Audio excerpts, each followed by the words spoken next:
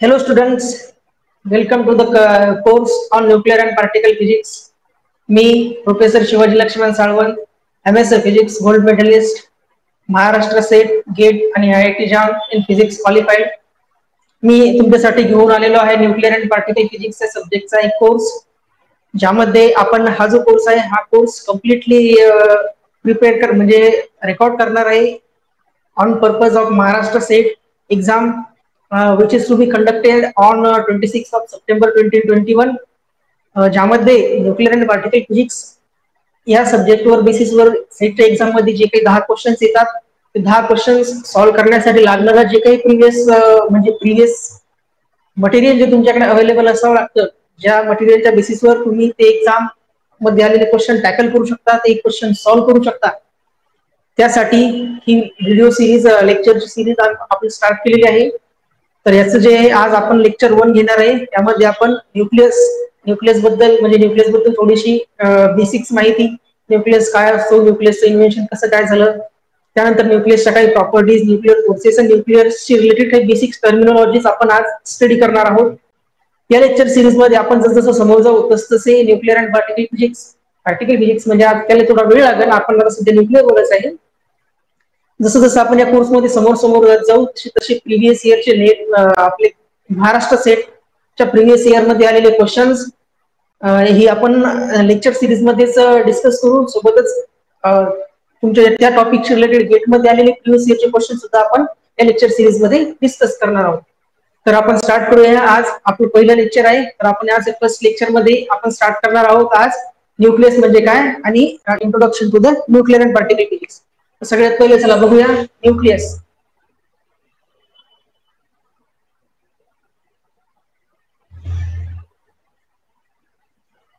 आता न्यूक्लियस म्हणजे काय? सर्वसाधारणपणे फिजिक्स जो आहे हा फिजिक्स सब्जेक्ट म्हणजे जो तुम्ही ग्रॅज्युएशन, पोस्ट ग्रॅज्युएशन किंवा 10+2 मध्ये 11वी-12वी सायन्स मध्ये जो फिजिक्स शिकता त्यामध्ये नॉर्मली तुमच्या फिजिक्सचे 2 क्लासमध्ये डिवाइड केला जातो. 2 सब पार्ट मध्ये एक असतो ओल्ड फिजिक्स ज्याला आपण मेकॅनिक्स म्हणतो. त्या मेकॅनिक्स मध्ये तुम्ही क्लासिकल मेकॅनिक्स शिकता, क्लासिकल इलेक्ट्रोडायनामिक्स शिकता, क्लासिकल थर्मोडायनामिक्स शिकता आणि त्यानंतरचा एक ऍडव्हान्स फिजिक्स ज्याला आपण मॉडर्न फिजिक्स म्हणतो, जो 1920s टू 1960s हा जो इरा आहे. या इरामध्ये म्हणजे इन्व्हेन्शन जे काही झाले ते सर्व आपण मॉडर्न फिजिक्स आणि मॉडर्न फिजिक्सच्या अंडर केल्यानंतर परत तो डिवाइड केला जातो. त्यामध्ये मेन मॉडर्न फिजिक्सला आपण क्वांटम मेकॅनिक्स सुद्धा म्हणतो. त्या क्वांटम मेकॅनिक्स मध्ये नंतर ऍटमची डिस्कवरी, ऍटमचं इन्व्हेन्शन, ऍटमचं इलेक्ट्रिक मॅग्नेटिक फील्ड मध्ये बिहेवियर, न्यूक्लियसच्या आतमध्ये असणारे इलेक्ट्रॉन, प्रोटॉन, न्यूट्रॉन, ते न्यूट्रॉन आणि प्रोटॉन कशापासून बनले, क्वार्क पार्टिकल्स वगैरे, हे जे सर्व मॉडर्न फिजिक्स मध्ये. तर न्यूक्लियस जो आहे, न्यूक्लियस हा सुद्धा मॉडर्न फिजिक्सचा तुमचा एक पार्ट आहे, ज्यामध्ये आपण फक्त एक न्यूक्लियस जो आहे हा एका क्वांटम सेटला घेऊन त्याच्याशी रिलेटेड ज्या काही टर्मिनॉलॉजीज आहे म्हणजे न्यूक्लियसच्या आतमध्ये असणारी प्रोटॉन आणि न्यूट्रॉन कशा प्रकारे डिस्ट्रीब्यूट झालेले आहेत त्यामध्ये, किंवा न्यूक्लियस मध्ये अशी कोणते फोर्सेस आहे की जे फोर्सेस त्या पार्टिकल्सला बॅलन्स करून एका छोट्यासा जो आपण डोळ्याने बघू शकत नाही आणि इव्हन तो न्यूक्लियस म्हणजे प्रॅक्टिकली पॉसिबलच नाही एखाद्या इक्विपमेंट पाहणं. तर त्याच्या आतमधल्या प्रॉपर्टीज काय काय आहेत नेमके आणि आपण त्या कशा स्टडी करणार, त्या सर्व जे आहेत आपण under banner of nuclear physics study करणार आहोत. तर त्यापैकी सगळ्यात पहिला न्यूक्लियस. तर न्यूक्लियस मध्ये आपण सर्वसाधारणपणे बेसिक्स माहिती किंवा बेसिक गोष्टी आपल्या सर्वांना ज्या काय असतात त्यामध्ये कुठल्या आहे, न्यूक्लियस जो आहे, न्यूक्लियस काय असतो, न्यूक्लियस हा ऍटमचा स्ट्रक्चर म्हणजे आपण नॉर्मली जर ऍटमचं स्ट्रक्चर कन्सिडर केलं तर हा जर आपण ऍटम कन्सिडर केला तर हा एक छोटासा त्याचा काय असतो, न्यूक्लियस असतो. न्यूक्लियस म्हणजे काय असतो, तर न्यूक्लियस हा ऍटमचा सर्वात स्मॉलेस्ट पार्ट असतो जो की काय करतो, ऑलमोस्ट 98% मास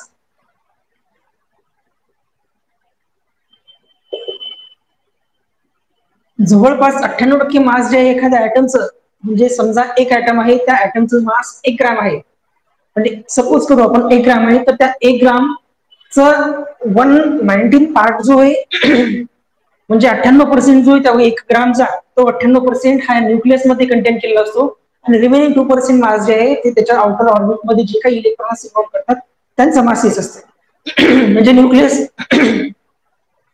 न्यूक्लियस रिलेटेड सांगायचं म्हणजे काय, तर न्यूक्लियस जो आहे, न्यूक्लियस हा आहे तुमचा स्मॉलेस्ट पार्ट ऑफ ऍटम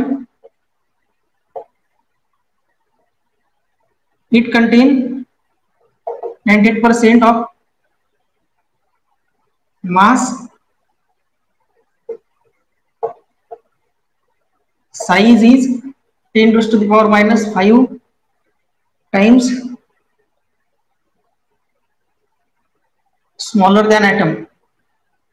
म्हणजे नॉर्मली आपण बघतो ऍटम जो आहे तो ऍटमची साईज जी आहे ते ऍटमची साईज असते इन टर्म्स ऑफ अँगस्ट्रॉम.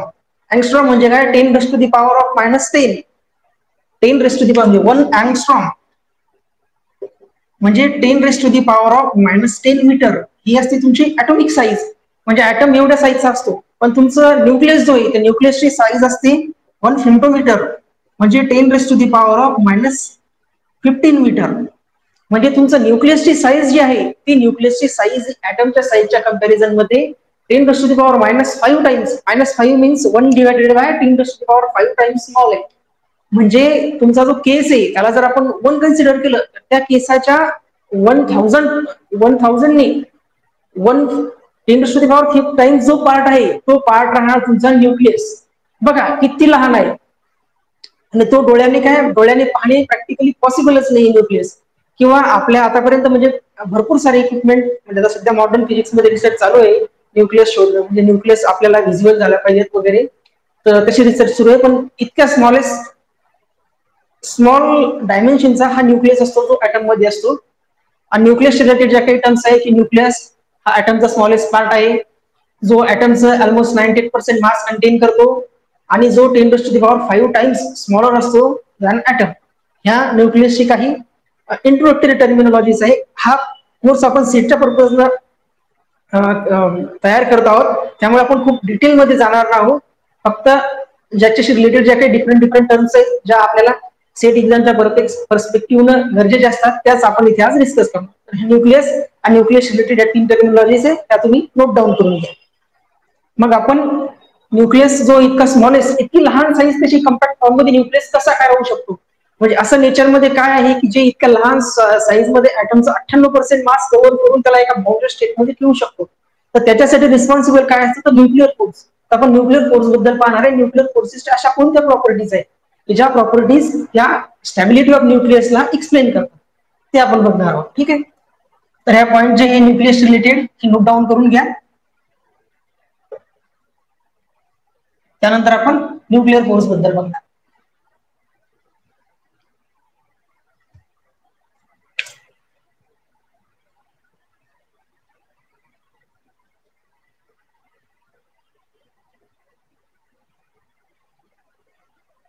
बघा आपल्या सर्वांना माहिती आहे की नेचरमध्ये जे म्हणजे ऍटम मध्ये एक्झिस्ट करणारे जे काही पार्टिकल्स आहेत त्यामध्ये प्रोबॅबली 3 पार्टिकल्स असतात. एक असतं इलेक्ट्रॉन, प्रोटॉन आणि न्यूट्रॉन. इलेक्ट्रॉन जे असतात ते निगेटिव्हली चार्ज असतात आणि जे पॉझिटिव्ह चार्ज असणाऱ्या न्यूक्लियस भोवती डिफरंट ऑर्बिट्स मध्ये रिव्हॉल्व करतात.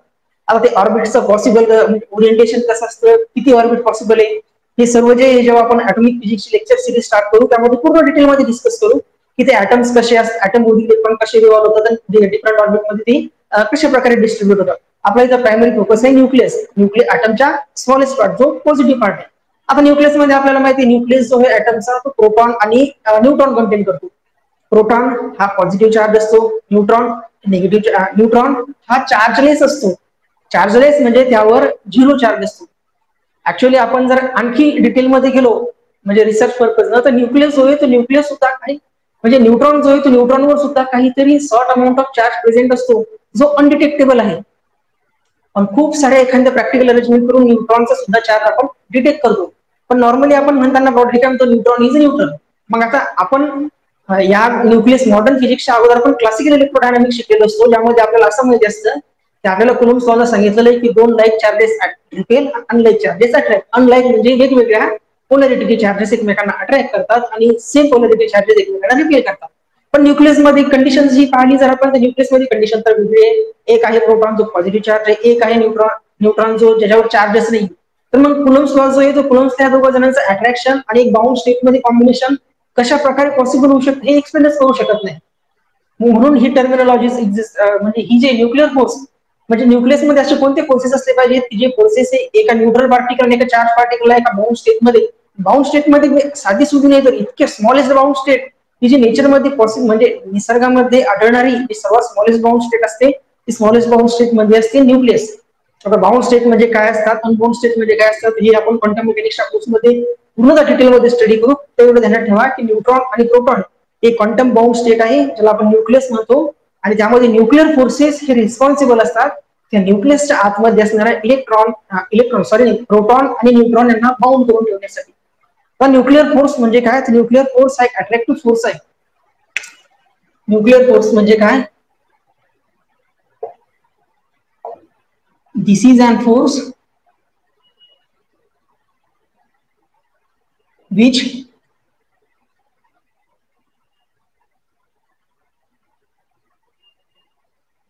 bound the nucleus together. न्यूक्लियसला टुगेदर म्हणजे न्यूक्लियसच्या आतमध्ये असणारे जे काही कॉन्स्टिट्युएंट पार्टिकल्स आहेत त्या कॉन्स्टिट्युएंट पार्टिकलला बाउंडेड करून ठेवण्याचं एका बाउंडेड फॉर्मॅटमध्ये अरेंज करण्याचं काम जर कोणी करत असेल तर तो होतो न्यूक्लिअर फोर्स. आता न्यूक्लिअर फोर्सेसच्या जे आहेत काही प्रॉपर्टीज आहेत सेटमध्ये बघा. न्यूक्लिअर फोर्सेसच्या प्रॉपर्टीजवर प्रत्येक अल्टरनेट इयरला एक क्वेश्चन तरी हमखास राहतोच. त्यामध्ये वरती ऑप्शन म्हणजे क्वेश्चन असतो की nuclear force has following properties आणि which one of the following is wrong और 4 ऑप्शन दिले असतील which one of the following is correct. आणि त्यासाठी तुम्हाला न्यूक्लिअर फोर्सेसच्या ज्या काही 8-9 प्रॉपर्टीज आहेत ज्या 8-9 प्रॉपर्टीज तुम्ही न्यूक्लिअर फिजिक्सचं कुठलं एखादं स्टँडर्ड रेफरन्स वापरलं तर तुम्हाला त्या 8-9 प्रॉपर्टी एका कुठल्याच बुकमध्ये व्यवस्थित मिळणार नाही. म्हणून ह्याच्या न्यूक्लिअर फोर्सेसच्या ज्या प्रॉपर्टीज मी लिहून देणार आहे तुम्हाला 8-9 त्या प्रॉपर्टीज तुम्ही जशाच्या तशा नोट डाऊन करून घ्या आणि त्या मेमोराइज करा. कारण तुमच्या सेटमध्ये 2 मार्क त्या प्रॉपर्टीजवर खास डिपेंड असतात. दरवेळेस एक ना एक क्वेश्चन हा नेट सेटमध्ये किंवा गेटमध्ये न्यूक्लिअर फोर्सेसच्या प्रॉपर्टीजवर राहतच. अल्टरनेट इयर नाही तर तुम्ही प्रिव्हियस इयरचे क्वेश्चन शोधा आपण डिस्कस करू समोर. तरी न्यूक्लिअर फोर्सेसच्या प्रॉपर्टीज आहेत काय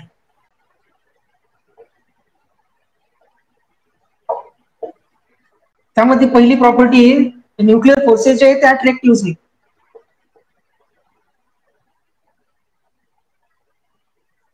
बघा ऑब्वियस गोष्ट आहे न्यूक्लिअर फोर्सेस जर का अट्रॅक्टिव्ह नसते तर त्या प्रोटॉन आणि न्यूट्रॉन ह्या दोघा जणांना एका बाउंड स्टेटमध्ये ठेवू शकलेच नसते. म्हणून पहिली प्रॉपर्टी न्यूक्लिअर फोर्सेस रिलेटेड ती तुमची क्लिअर झालेली असेल. न्यूक्लिअर फोर्सेस हे अट्रॅक्टिव्ह असतात. त्यानंतर न्यूक्लिअर फोर्सेस जे आहेत ते शॉर्ट रेंज असतात. आपण आताच डिस्कस केलं की न्यूक्लियसची जी साईज आहे ती 10⁻⁻15 मीटर एवढ्या स्मॉलेस्ट ऑर्डर्स आहे.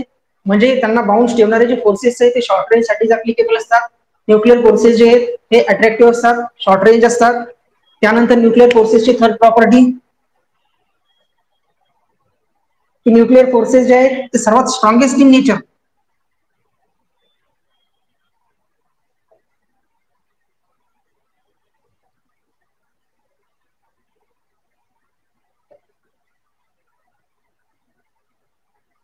बघा न्यूक्लिअर फोर्सेस हे नेचर मधले सर्वात स्ट्रॉंगेस्ट फोर्सेस आहेत. स्ट्रॉंगेस्ट म्हणजे का कारण एक अनचार्ज पार्टिकल आणि चार्ज पार्टिकलला बाउंड करून ठेवण्यासाठी हा एक स्ट्रॉंग फोर्सेस लागतो जो शॉर्ट रेंज मध्येच ऍप्लिकेबल असतो. जर nuclear forces long range force जर असते अट्रॅक्टिव्ह तर हे जे युनिव्हर्स एवढं मोठं एक्सपांड झालेलं आहे एक्सपान्शन झालंच नसतं.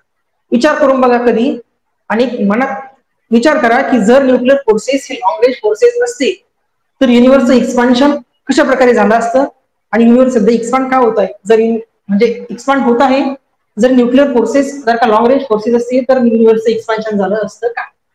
हा प्रश्न विचार करा. हा एक्झाम मध्ये येणार नाही पण आपल्या स्वतःच्या थिंकिंगसाठी.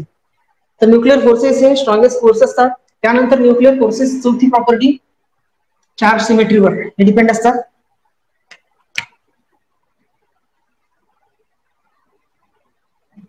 Depends on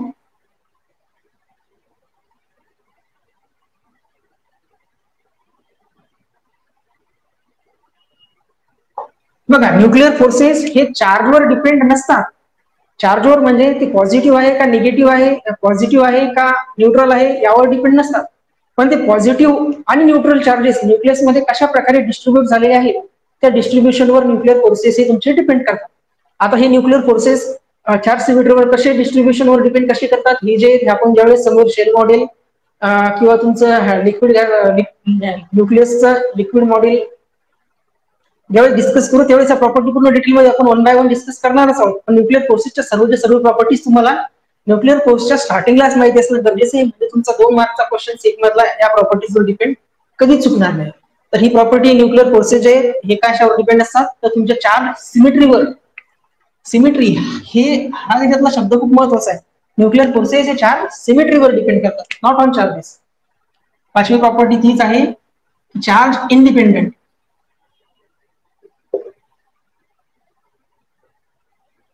independent. Nuclear forces जे आहेत ते चार्ज इंडिपेंडेंट आहे. जसं की त्यामध्ये प्रोटॉन आणि न्यूट्रॉनना जर बाउंड करून ठेवता येत ऑब्व्हियसली चार्जवरती डिपेंड करतच नाही. ठीक आहे. त्यानंतर नेक्स्ट प्रॉपर्टी आहे की न्यूक्लिअर फोर्सेस हे नॉन सेंट्रल फोर्सेस आहे. हे खूप महत्वाची प्रॉपर्टी. ही प्रॉपर्टी वर रिलेटेड क्वेश्चन नेटमध्ये सेटमध्ये पूर्ण एक्झाम मध्ये आतापर्यंत आलेलाच आहे. Non central.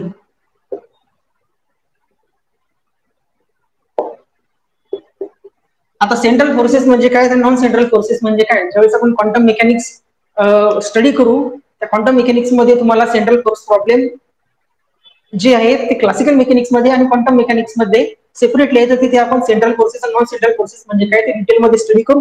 तिथे फक्त एवढं म्हणजे लक्षात ठेवायचं आहे की न्यूक्लिअर फोर्सेस जे आहेत ती न्यूक्लिअर फोर्सेस तुमचे नॉन सेंट्रल फोर्सेस आहेत. त्यानंतर न्यूक्लिअर फोर्सेस हे व्हेलॉसिटी डिपेंडंट फोर्सेस आहेत. कसे आहेत? Velocity dependent. व्हेलॉसिटी त्यामध्ये कोणती चार्ज पार्टिकल. चार्ज म्हणजे व्हेलॉसिटी डिपेंडंट. आठवी प्रॉपर्टी आहे टेन्सर इन नेचर.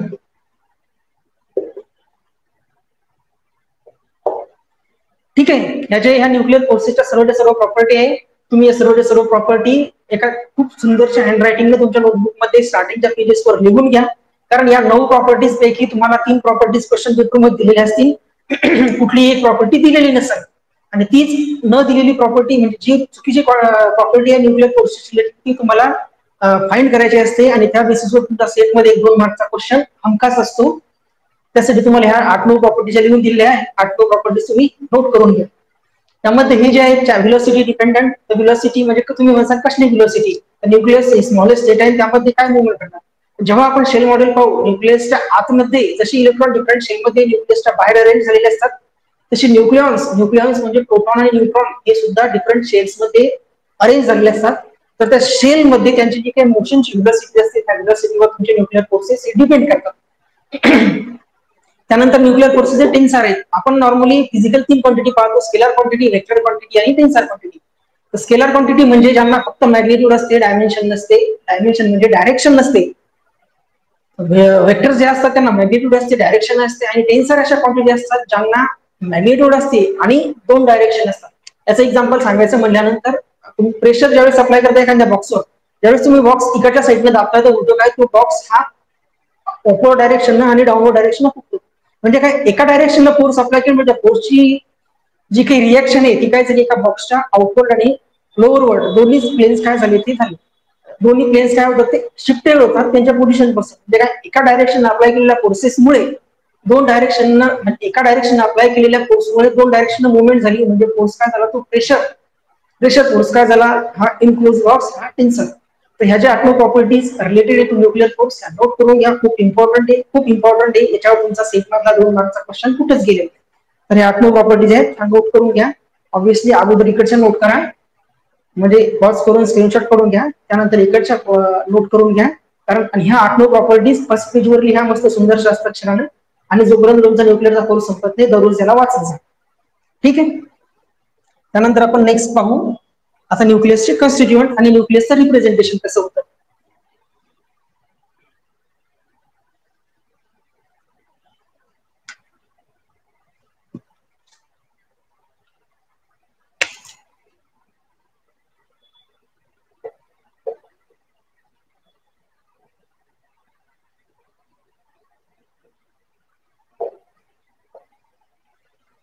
तर बघा आतापर्यंत मी प्रत्येक स्टेटमेंट मध्ये हे मेन्शन करत आलो की न्यूक्लियसच्या आतमध्ये न्यूट्रॉन आणि प्रोटॉन राहतात. आता न्यूट्रॉन आणि प्रोटॉन हे काय झाले न्यूक्लियॉन्स. यांना कंबाईनली आपण काय म्हणतो न्यूक्लियॉन्स. न्यूक्लियसच्या आतमध्ये nucleons constituent of nucleus is called nucleons आणि ती कोणती असतात प्रोटॉन आणि न्यूट्रॉन.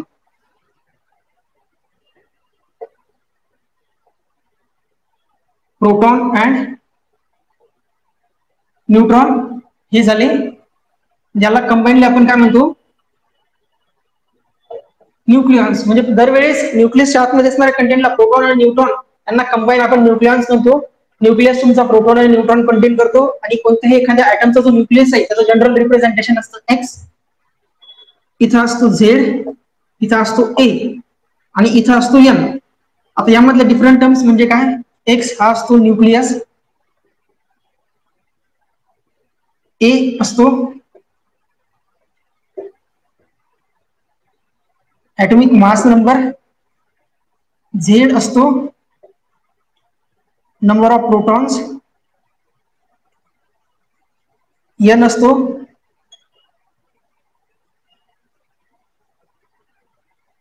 नंबर ऑफ न्यूट्रॉन्स आणि ए हा असतो एन प्लस झेड.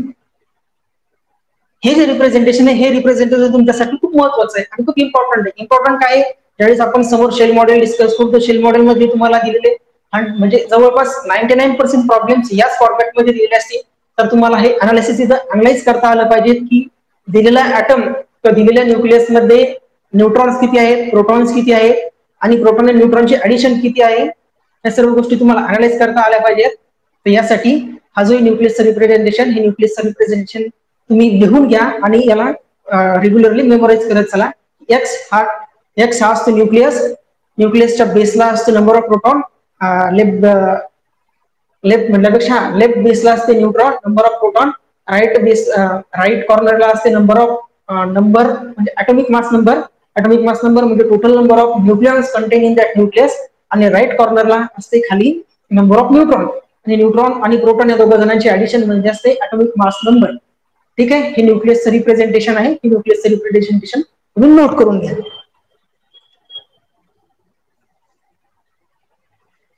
त्यामध्ये आणखीन एक इम्पॉर्टंट आहे, आता न्यूक्लियसच्या आतमध्ये न्यूट्रॉन आणि प्रोटॉन असतात तर त्यांचे मासेस एकमेकांशी कसे रिलेटेड आहेत. हे जे आहेत याच्यावर बेसिसवर लास्ट टाइम सेट 2020 मध्ये एक क्वेश्चन आला होता, डायरेक्ट नव्हता आला, पण याच कन्सेप्टवर रिलेटेड आला होता. समजा एमपी हे आहे मास ऑफ प्रोटॉन, एमई हे mass of electron, MN mass of neutron. MN न्यूट्रॉनचं जे मास आहे सर्वात जास्त असतं आणि इलेक्ट्रॉनचं मास हे सर्वात कमी असतं. तर बघा या कन्सेप्टवर डिपेंडेंट मागच्या वर्षी सेट 2020 मध्ये एक क्वेश्चन आला होता, ज्यामध्ये त्यांनी विचारलेलं होतं की डी ब्रॉग्ली वेव्हलेंथचा कन्सेप्ट होता तो, आणि डी ब्रॉग्ली वेव्हलेंथच्या कन्सेप्ट मध्ये आपण क्वांटम मेकॅनिक्स मध्ये डिटेलमध्ये बघूच, पण एक सांगून देतो की त्यामध्ये ऑप्शन दिले होतं की खालीलपैकी कुठला असा पार्टिकल आहे, ऑप्शन दिले चारपैकी, की ज्याची डी ब्रॉग्ली वेव्हलेंथ ही सर्वात स्मॉलेस्ट आहे. तर डी ब्रॉग्ली वेव्हलेंथचं जे रिलेशन असतं, ती रिलेशन असतं आपलं lambda is equal to H upon P. P म्हणजे मोमेंटम, मोमेंटम म्हणजे मास इंटू व्हेलॉसिटी. सगळे पॅरामीटर सेम होते, फक्त मासवर तो डिपेंड होता. त्यामध्ये प्रोटॉन, न्यूट्रॉन, इलेक्ट्रॉन आणि अल्फा पार्टिकल असे काहीतरी चार ऑप्शन होते. त्यापैकी न्यूट्रॉनचं मास सर्वात जास्त असतं, प्रोटॉनचं त्यापेक्षा जास्त, प्रोटॉनचं त्यापेक्षा कमी, पण इलेक्ट्रॉनपेक्षा जास्त. पण इलेक्ट्रॉन जे ऑप्शन होतं त्यामध्ये इलेक्ट्रॉनचं मास हे सर्वात कमी होतं, म्हणून त्याच्याशी असोसिएटेड डी ब्रॉग्ली वेव्हलेंथ जी सर्वात जास्त होती. हे ऑप्शन तिथे करेक्ट होतं. तर ही जी कन्सेप्ट आहे की न्यूट्रॉन, प्रोटॉन आणि इलेक्ट्रॉन यांचे मासेस एकमेकांशी कसे रिलेटेड आहे, सर्वात जास्त मास कोणाचं, सर्वात कमी कोणाचं. आणि आणखी एक परत एक इम्पॉर्टंट आहे की प्रोटॉनचं जे मास आहे, mass of proton to the mass of electron, हा जो रेशो आहे हा 1836. हे सुद्धा खूप इम्पॉर्टंट आहे, हे सुद्धा नोट करून घ्या की न्यूट्रॉनचं मास, इलेक्ट्रॉनचं मास आणि प्रोटॉनचं मास यांचा रेशो जो आहे तो 1836, 1836 टाइम्स प्रोटॉनचं मास हे इलेक्ट्रॉनच्या मासपेक्षा जास्त आहे. तर ठीक आहे, हे न्यूक्लियसचं रिप्रेझेंटेशन कसं असतं, त्यामध्ये ए काय, झेड काय, एन काय, त्यानंतर मासेस एकमेकांशी न्यूक्लियसचे आणि म्हणजे ऍटमचे कन्स्टिट्यूएंट पार्टिकलचे मासेस एकमेकांसोबत कसे रिलेटेड आहेत, तर या सर्व गोष्टी नोट करून घ्या, कारण यावर बेसिसवर तुम्हाला थ्रूआउट फिजिक्स कुठलं, क्वांटम मेकॅनिक्स असो, क्लासिकल मेकॅनिक्स असो, कुठे ना कुठे याचा फायदा होणार आहे. पार्ट इव्हन पार्टिकल फिजिक्स मध्ये ज्यावेळेस आपण कन्झर्वेशन, रिएक्शन कन्झर्वेशन पाहणार आहोत, तर तिथे आपल्याला मासचा कन्सेप्ट माहिती असणं गरजेचं आहे. कन्झर्वेशन लॉ व्हेरीफाय करत असतात. ठीक आहे, त्यानंतर आपण बघू यानंतर की different types of nucleus.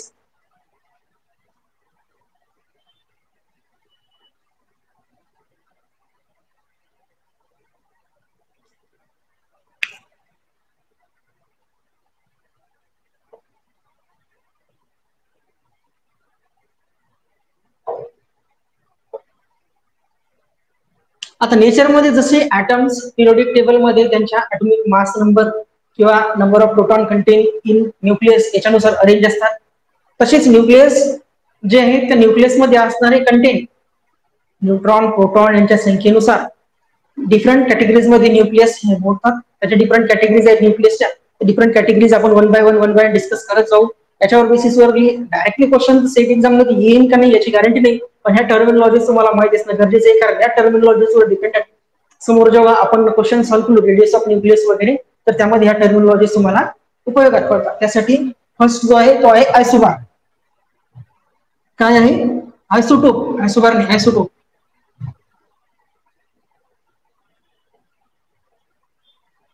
Isotope.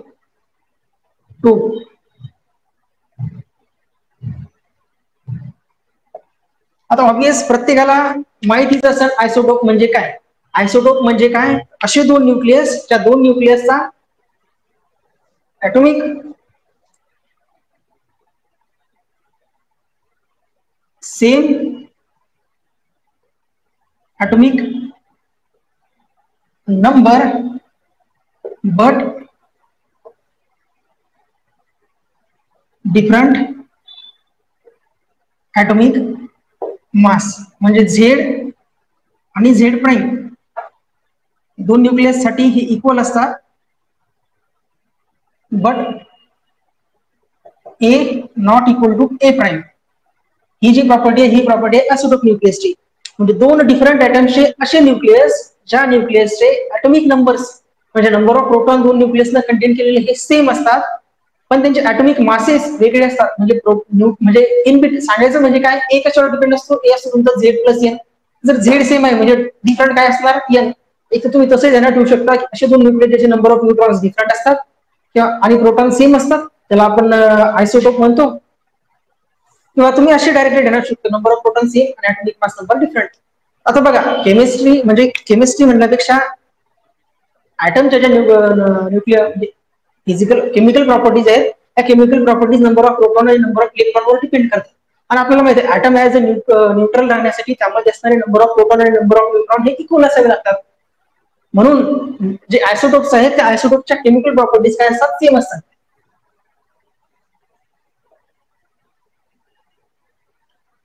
Isotopes have same chemical property. आयसोटोपचे एक्झाम्पल आहे कार्बन 612, कार्बन 613, कार्बन 618, ETC. हे जे आहे हे कार्बनचे आयसोटोप्स आहेत जे नेचरमध्ये फाउंड होतात. त्यांचा नंबर ऑफ प्रोटॉन जे ते तिन्ही आयसोटोप्स मध्ये 666 आहेत, पण ऍटॉमिक मासेस जे 13, 14, 15 म्हणजे 12, 13, 14 सॉरी 18 झालं इथं, हे 14 पाहिजे. ठीक आहे, तर त्यांचे ऍटॉमिक मासेस म्हणजे ए वेगवेगळा आहे, पण झेड जो आहे सर्व न्यूक्लियसचा काय आहे? सेम. हे झाले आयसोटोप न्यूक्लियस. त्यानंतर नेक्स्ट न्यूक्लियसचा जो टाईप आहे तो आहे आयसोबार. आता आयसोटोप मध्ये झेड सेम होता, ए डिफरंट होता. आयसोबार मध्ये त्याच्या उलट ए सेम असणार, झेड डिफरंट असणार. ठीक आहे, काय आयसोबार.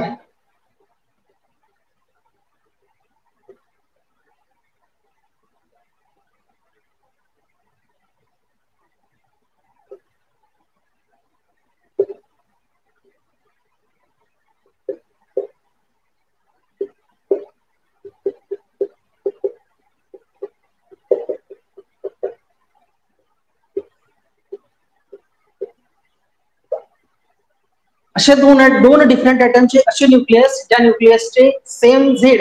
झेड म्हणजे काय? तर ह्या जे काही प्रोनाउन्सिएशन आहेत म्हणजे टर्मिनॉलॉजीज आहेत तुम्हाला आठवणीतच ठेवायचे आहे की झेड म्हणजे नंबर ऑफ प्रोटॉन, ए म्हणजे number of neutron plus number of proton.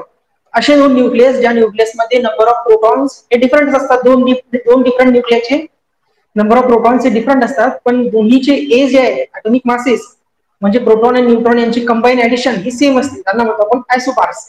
आयसोबारच्या chemical properties आहेत ते वेगवेगळे असतात.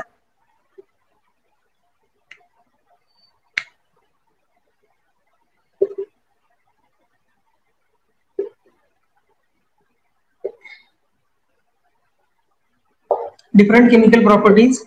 आयसोबारचं जर एक्झाम्पल द्यायचं झाल्यास आयसोबारचं एक्झाम्पल आहे, एक मिनिट बघतो मी. ऑक्सिजन 816 आणि nitrogen 716.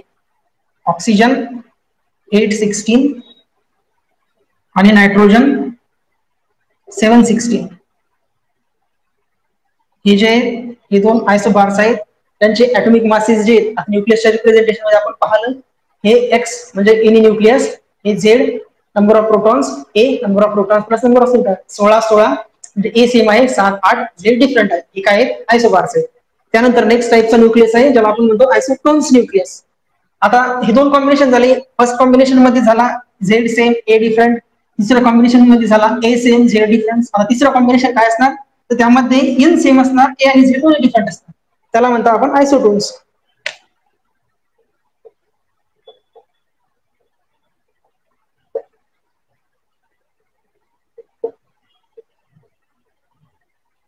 To nuclei having same neutron are isotones.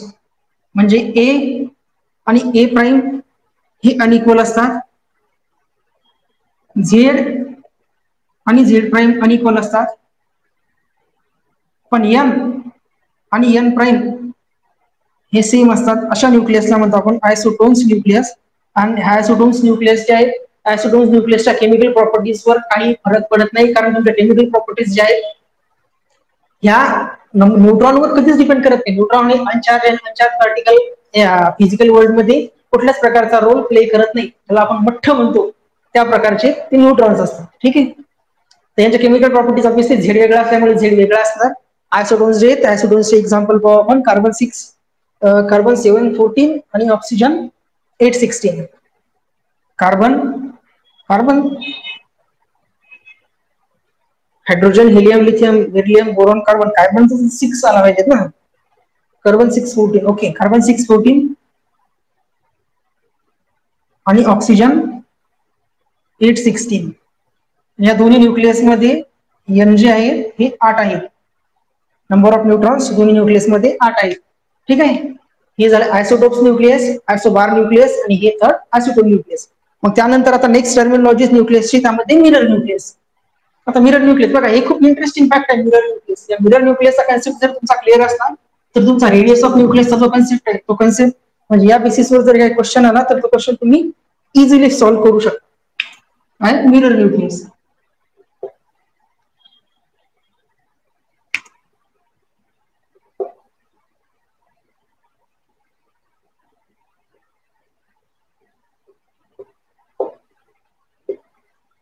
बघा, ए हा एक ऍटम आहे आणि बी हा एक ऍटम आहे.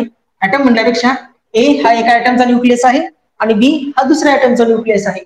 ए ऍटमच्या न्यूक्लियस मध्ये असणारे नंबर ऑफ प्रोटॉन आहे झेड, नंबर ऑफ न्यूट्रॉन आहे एन. बी ऍटम मध्ये असणारे नंबर ऑफ प्रोटॉन आहे Z prime, number of neutron आहे एन प्राइम. जर if Z is equal to N prime and Z prime is equal to N, then they are mirror nuclei.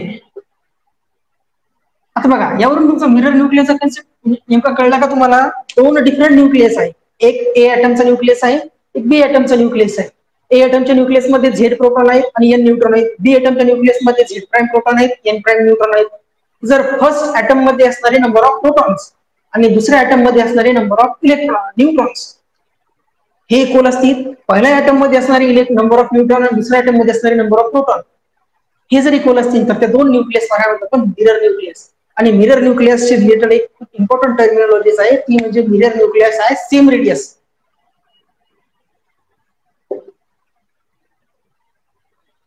Mirror nucleus has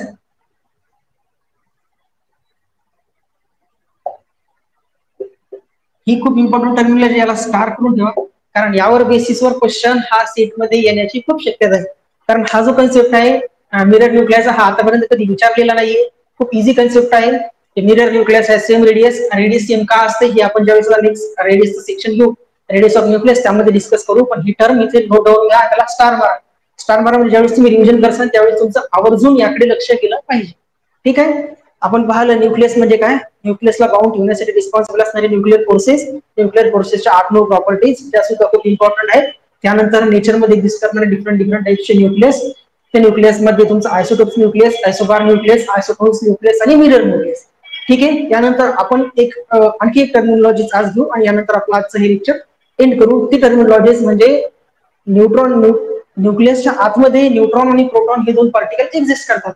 पण मग electron जो आहे तो electron न्यूक्लियसच्या आतमध्ये exist का करत नाही, हे आपण थोडंसं म्हणजे खूप डिटेलमध्ये घेणार नाही आहोत, पण तरी नेमका न्यूक्लियसच्या आतमध्ये इलेक्ट्रॉन काय एक्झिस्ट करत नाही हे थोडंसं डिस्कस करू आणि त्याच्याशी रिलेटेड म्हणजे non existence of electron in nucleus याच्याशी रिलेटेड जे 2-3 रिझन्स येतात ते रिझन्स फक्त नोट करून घेऊ. ते रिझन्स खूप डिटेलमध्ये आपण जाणार नाही. त्याच्याशी शॉर्ट म्हणजे एक क्वेश्चन फ्युचरमध्ये जर का यावेळेस सेट एक्झाम मध्ये क्वेश्चन आला की which of the following phenomenon does not is satisfied that the property that the electron is not present in the nucleus, तर तुम्हाला त्या प्रॉपर्टीज म्हणजे या प्रॉपर्टीच्या बेसिसवर आपण सांगू शकतो की इलेक्ट्रॉन हा न्यूक्लियस मध्ये राहत नाही. तुम्हाला माहिती असल्या पाहिजेत म्हणून आपण त्या थोडंसं डिस्कस करू. 2 मिनिटं. ठीक आहे.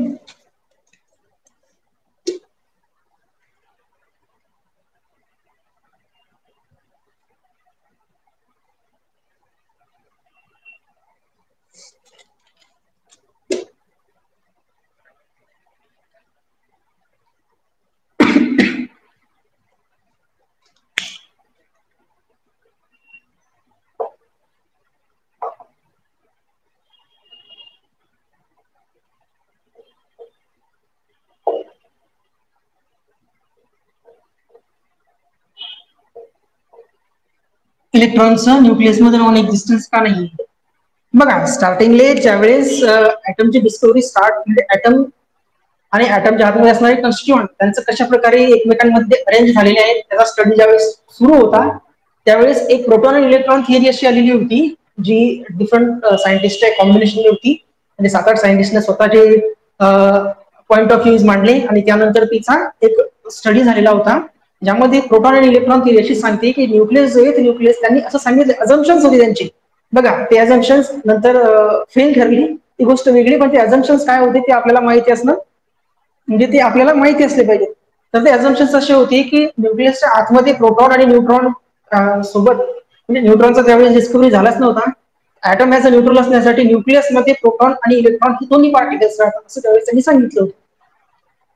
पण मग जसे जसे न्यूक्लियसचे related alpha decay, beta decay, त्यानंतर रेडिओ ऍक्टिव्हिटी वगैरे यासारखे फिनॉमिनन समोर एक करत डिस्कवर होत गेले त्यावेळेस असं दिसलं आपल्याला की त्यांच्या प्रॉपर्टीज आहेत इलेक्ट्रॉन न्यूक्लियसच्या आतमध्ये एक्झिस्ट करतो ती प्रॉपर्टीज फेल ठरल्या. तर मग त्या फेल ठरण्यासाठी रिस्पॉन्सिबल कोणकोणत्याच म्हणजे नेमकी कोणती इन्व्हेन्शन असते त्यांनी त्यांना सांगितलं electron inside the nucleus exist करत नाही. त्यामध्ये पहिला होता एक Heisenberg uncertainty principle.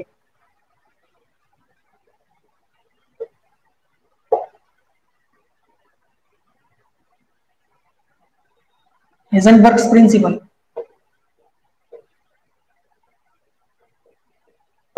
Heisenberg principle होता. हायझेनबर्ग प्रिन्सिपल काय आहे तो आपण क्वांटम मेकॅनिक्स मध्ये पूर्ण डिटेलमध्ये बघू.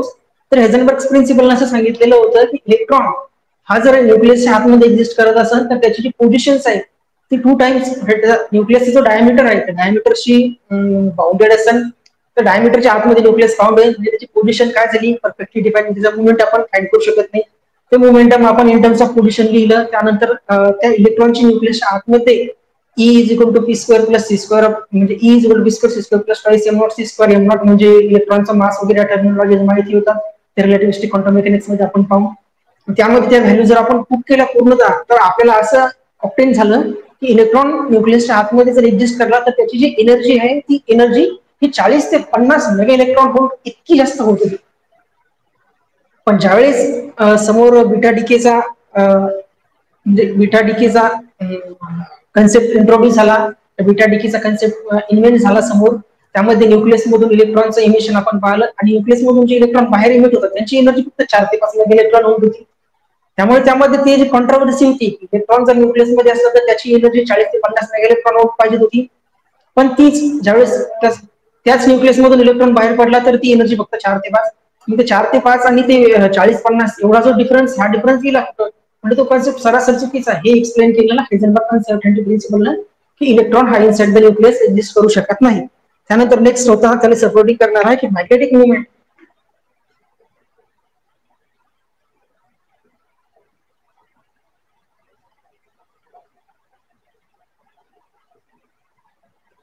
आता न्यूक्लियसचं मॅग्नेटिक मुवमेंट म्हणजे काय, ज्यावेळेस आपल्याला शेल मॉडेल समोर डिस्कस करू, शेल मॉडेलमध्ये आपल्याला हे प्रॉब्लेम सुद्धा काढायचे आहेत की एखादा न्यूक्लियस दिलं त्याचं मॅग्नेटिक मुवमेंट. तर न्यूक्लियसचं जर मॅग्नेटिक मुवमेंट आपण काढलं तर ते न्यूक्लियसचं मॅग्नेटिक मुवमेंट हे प्रोटॉनच्या मॅग्नेटिक मुवमेंटशी रिलेटेड येत होतं. ते जर न्यूक्लियस आतमध्ये असतात, न्यूक्लियसच्या आतमध्ये इलेक्ट्रॉन्स असतात, तर त्याचं मॅग्नेटिक मुवमेंट हे इलेक्ट्रॉनच्या मॅग्नेटिक मुवमेंटशी रिलेटेड कम्पॅरेबल असलं पाहिजे असतं. पण त्या दोन कन्सेप्ट मध्ये सुद्धा खूप तफावत आढळली. त्यामुळे इलेक्ट्रॉन न्यूक्लियसच्या आतमध्ये एक्झिस्ट करत नाही हे न्यूक्लिअर मॅग्नेटिक मुवमेंटचा जो फिनॉमिनन होता, त्या कन्सेप्ट होता, त्यानं सुद्धा व्हेरीफाईड झालं होतं. त्यानंतरच त्याला सपोर्टिंग करणारा आणखी एक कन्सेप्ट होता, तो होता डी ब्रॉग्लीज वेव्हलेंथचा.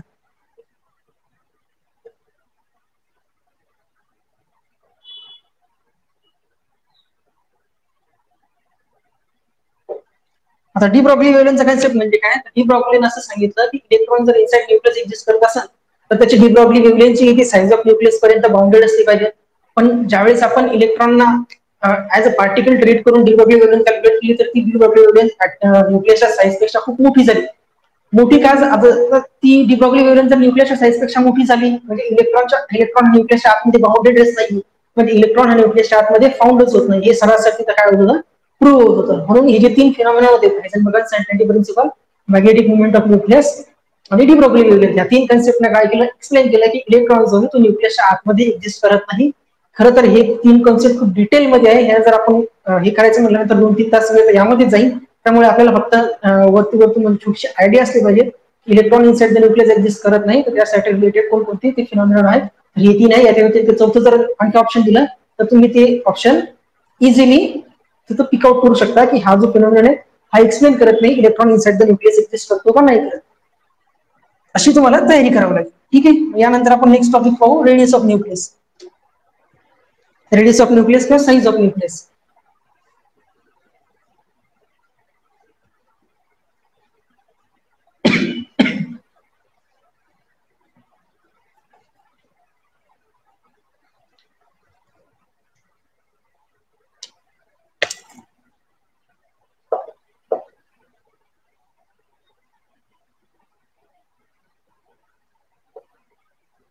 साइज ऑफ न्यूक्लियस यालाच आपण म्हणू रेडियस ऑफ न्यूक्लियस. आता बघा, आपण ब्रॉडली सांगताना आपण आताच म्हणलं की न्यूक्लियसची साईज आहे, ती न्यूक्लियसची साईज फेम्टोमीटरच्या ऑर्डरची. आता फेम्टोमीटर हे फिजिकली मोजणे तर पॉसिबल नाहीये, असे इक्विपमेंट सुद्धा सध्या तरी अवेलेबल नाहीये की फेम्टोमीटरच्या रेंज पर्यंतचा डेव्हिएशन ते मोजू शकतात. म्हणून रफली सायंटिस्टने काय केलं, प्रॅक्टिकल्स वेगवेगळे डिफरंट टाइपचे प्रॅक्टिकल्स परफॉर्म करून त्यांनी एक अशी आयडिया काढली की न्यूक्लियस जे आहे तर न्यूक्लियसच्या आतमधले जे काही कंटेंट आहे त्यामध्ये प्रोटॉन आणि न्यूट्रॉन हे एका अशा पर्टिक्युलर टाईपच्या डिस्ट्रीब्युशन नुसार अरेंज झालेले आहे. ते डिस्ट्रीब्युशन त्यांनी डिफाईन केलं की रो ऑफ आर हे आहे रॅडियल डिस्ट्रीब्युशन न्यूक्लियसच्या आतमध्ये असणाऱ्या कंटेंटचं, ज्याला न्यूक्लिअर डेन्सिटी म्हणतो. तर ती न्यूक्लिअर डेन्सिटी ही कॉन्स्टंट असते एका पर्टिक्युलर रिजन पर्यंत, आणि त्या पर्टिक्युलर रिजनच्या आउटसाइड काय असते, 0 असते. 0 म्हणण्यापेक्षा निग्लेक्टेबल असते, जी कॅल्क्युलेशन पर्पज साठी इम्पॉर्टंट नसते. तर हे जे न्यूक्लियसच्या आतमध्ये असणारे प्रोटॉन आणि न्यूट्रॉन यांच्या डेन्सिटी म्हणजे मास पर युनिट व्हॉल्यूमच्या कन्सेप्ट नुसार काढलेलं प्रपोर्शन आहे की आर च्या इक्वल आणि लेस दॅन साठी एक कॉन्स्टंट अज्युम केलेली, आणि त्यानंतरच्या समोर डिस्टन्स साठी 0. तर मग हे जे डिस्टन्स होतं आर, त्या आर डिस्टन्सला आपण न्यूक्लियसची रेडियस असं अज्युम केलेलं होतं. ऍक्च्युअल मध्ये न्यूक्लियस जो आहे, एक पॉइंट इथे पण नोट आउट करून घ्या की न्यूक्लियस जो आहे ती न्यूक्लियसला कोणत्या शार्प बाउंड्रीज नसतात. काय, न्यूक्लियस हॅज नो शार्प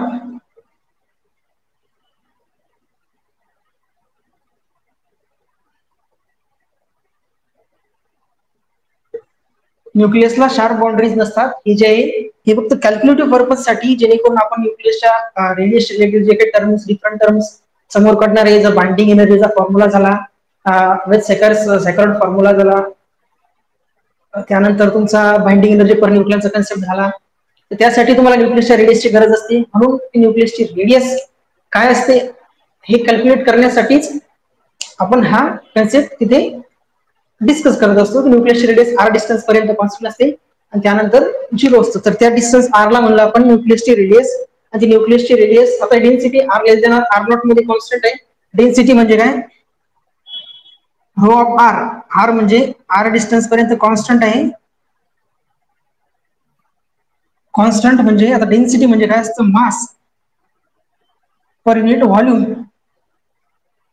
आता मास आपल्यामध्ये न्यूक्लियसचं जे काही मास आहे ते मास म्हणजे नंबर ऑफ न्यूट्रॉन आणि नंबर ऑफ प्रोटॉन यांची ऍडिशन, ही म्हणजे असं न्यूक्लियसचं न्यूक्लिअर मास. ठीक आहे. त्यानंतर व्हॉल्यूम आपल्याला माहिती आहे, व्हॉल्यूम काय असतो, न्यूक्लियरला आपण स्फेअर जर असेंड केलं त्याचा व्हॉल्यूम होतो 4/3 πr³, ज्यामध्ये r ही आहे रेडियस त्या न्यूक्लियसची. ठीक आहे. आता डेन्सिटी कॉन्स्टंट आहे म्हणजे a अपॉन 4/3 πr³ हे कॉन्स्टंट आहे. म्हणजे तुमचा a हा डायरेक्टली प्रोपोर्शनल आहे r³ ला. त्याला जर आपण रिअरेंज केलं तर तुमचा r प्रोपोर्शनल असतो a ची पॉवर 1/3 ला. प्रोपोर्शनॅलिटी कॉन्स्टंट जर काढला तर आपण एक घेतला कॉन्स्टंट प्रोपोर्शनॅलिटी r0 a ची पॉवर 1/3. हा जो फॉर्म्युला आहे हा फॉर्म्युला तुम्हाला रेडियस ऑफ न्यूक्लियस देतो आणि हा फॉर्म्युला खूप इम्पॉर्टंट आहे आणि जो फॉर्म्युला तुम्हाला ध्यानात ठेवायचा आहे. r is equal to r0 a ची पॉवर 1/3, ज्यामध्ये r0 जो आहे हा कॉन्स्टंट आहे ज्याची व्हॅल्यू असते 1.2 फेमटोमीटर आणि a जो आहे तो a आहे n+z किंवा atomic mass number of nuclear. ठीक आहे. तर या फॉर्म्युलानुसार आपण अशा प्रकारे डेन्सिटी म्हणजे distribution of electron proton inside the nucleus, याची density r less than or equal to r या रिजन मध्ये कॉन्स्टंट अझ्युम करून कॉन्स्टंटचा यूज करून आपण रेडियस ऑफ न्यूक्लियस फॉर्म्युला इथे कन्स्ट्रक्ट केलेला आहे. त्यामध्ये प्रोपोर्शनॅलिटी कॉन्स्टंट घेतलेला r0 आणि जो प्रॅक्टिकली म्हणजे ज्यावेळेस आपण डिफरंट वेगवेगळे प्रॅक्टिकल अझम्पशन्स म्हणजे प्रॅक्टिकल कॅल्क्युलेशन परफॉर्म करून जर काढला तर तो प्रोपोर्शनॅलिटी कॉन्स्टंट कर्व फिटिंगच्या मेथडनुसार त्याची व्हॅल्यू 1.2 फेमटोमीटर येते आणि या फॉर्म्युलानुसार आपण रेडियस ऑफ न्यूक्लियस कॅल्क्युलेट. आता हा जो एवढा जो क्वेश्चन झाला या क्वेश्चनवर जर बेसिस काही पीव्हीसी क्वेश्चन असतील तर ते पीव्हीसी चे क्वेश्चन आणि बाकी समोरचा कन्सेप्ट आपण नेक्स्ट लेक्चर मध्ये डिस्कस करू. थँक्यू. Happy learning.